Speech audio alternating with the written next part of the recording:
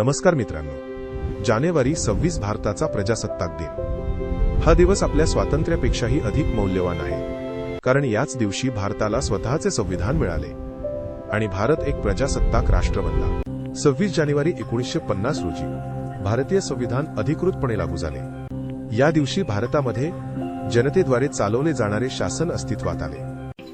प्रजासत्ताक म्हणजे कोणताही राजा नाही, तर देशाचा खरा राजा म्हणजे देशाची जनता।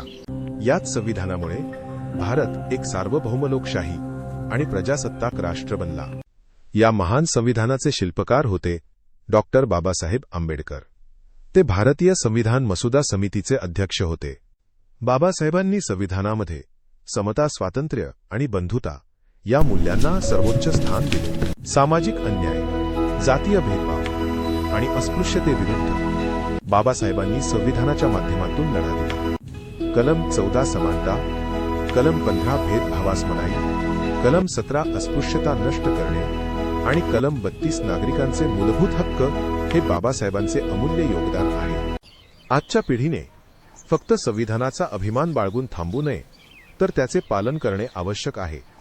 शिक्षण घ्या, समतेवर विश्वास ठेवा आणि बाबासाहेबांच्या विचारांवर चालत एक मजबूत भारत घडवा। जानेवारी 26 हा फक्त एक सण नाही, तर बाबासाहेब आंबेडकरांच्या विचारांचा विजय आहे। जय हिंद, जय भीम, जय संविधान। कसा वाटला व्हिडिओ आवडल्यास लाईक करा, शेअर करा, कमेंट करा, चॅनलला सबस्क्राईब करा।